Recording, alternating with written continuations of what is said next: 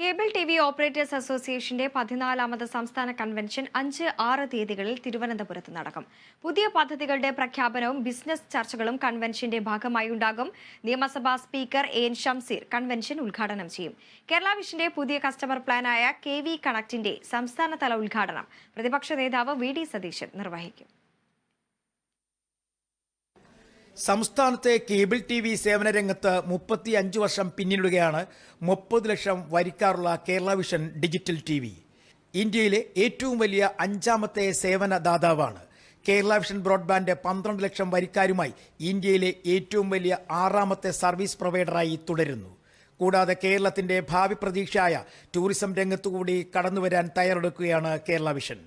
Cable TV operators അസോസിയേഷന്റെ 14ാമത് സംസ്ഥാന കൺവെൻഷന് ഇത്തവണ തിരുവനന്തപുരമാണ് വേദിയാവുക. കേരളത്തിന്റെ വിവിധ മേഖലകളിൽ നിർണായകമായ ഒരു സ്വാധീനം ഉള്ള കമ്പനികളെ നയിക്കുന്ന സംഘടന എന്നുള്ള നിലയ്ക്ക് ഞങ്ങളുടെ സംസ്ഥാന കൺവെൻഷന് വളരെ പ്രാധാന്യമുണ്ട്.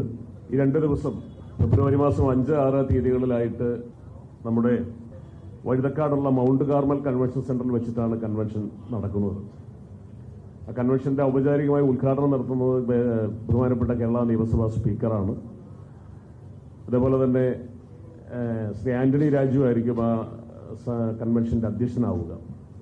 അതിനുശേഷം ഞങ്ങളുടെ ബിസിനസ്സിനെ സംബന്ധിച്ചിട്ടുള്ള സമഗ്രമായ റിപ്പോർട്ടിങ്ങും അതുപോലെ ബിസിനസ് ചർച്ചകളുമൊക്കെ തുടർന്നുണ്ടാവും. 2ാമത്തെ ദിവസത്തെ ചടങ്ങ് മുഖ്യാതിഥിയായി പങ്കെടുക്കുന്നത് കേരളത്തിന്റെ ബഹുമാന്യനായ പ്രതിപക്ഷ നേതാവാണ്.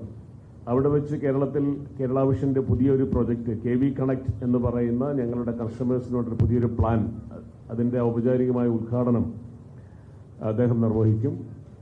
കൺവെൻഷന്റെ ഭാഗമായി ബിസിനസ് ചർച്ചകളും ഉണ്ടാകും.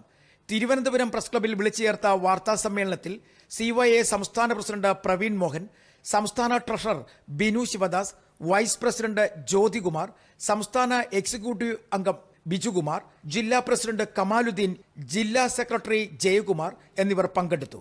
Kerala vision news, Thiruvananthapuram.